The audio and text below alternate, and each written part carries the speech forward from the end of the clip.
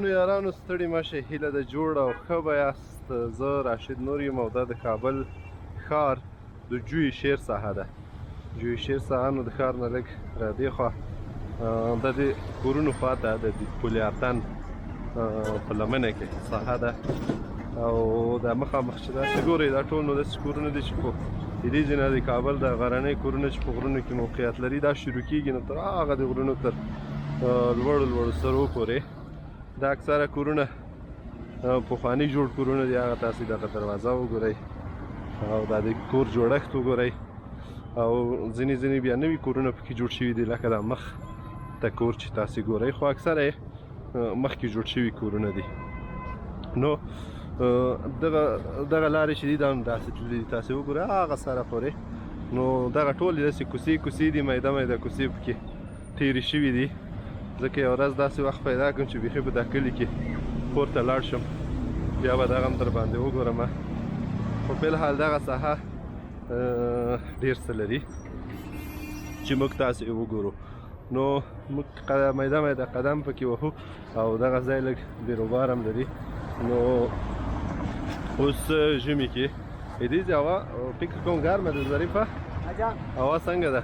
هوا اوس فعلا ښه ده سهار او بېګا بیا لږ ځان ته څه یایي. دا په غرونو کې چې کوم کورونه دي دا به ګرم وي که یخ وي؟ زه چې څومره خبر یم وایي خیر ګرم دي دا کوم لمر ته چې مخامخ دي. هو سیوری په مار چې دي بیا هغه ګرم دي ځکه هغه کې مار عین تر ماښامه پورې د مرلېدو پورې لګېږي. صحیح خبره ده. دغسې دي دا خو سورن ته دي ښه سیوري ته دي سمه ده. نو دغه د کور جوړښت وګورئ داسې په پخواني شکل سره جوړ شوي کورونه دي او دغه کوڅې دي نو همداسې ننوتلي. دغه د کور ډیزاین وګوره او مخ ته راځه دغه کوڅه وګوره. نو په دې کې داسې قدم وهل هم ځان ته یو خوند لري کله چې په دې خوا سړی راشي ښه داسې پیاده روي پکې وکړي خوند به وکړي.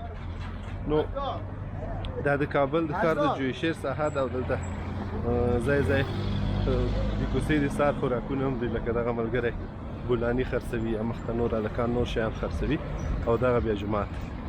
نو جومات یې هم په ښه شکل سره جوړ شوی دی نوی ډیزاین دی خو دا اوس نوی ډیزاین ورته ووایه که زوړ جومات خو نوی جوړ شوی دی خو دا ډیزاین یې ډېر کلاسیک غوندې دی که څنګه دی؟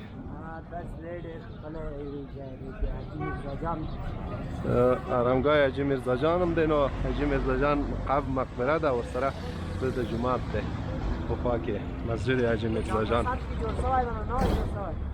نوی جوړ شوی او دا ډیزاین یې داسې کلاسیک غوندې دی پخوانی ډیزاین. نو دا د دې ساحه ده موږ تاسې لږ همداسې مخته ځو تاسې نور موږ خبرې نه کوو تاسې په تصویرونو کې وګورئ تر څو د دغو کوڅو هغه خوند پکې حس کړئ.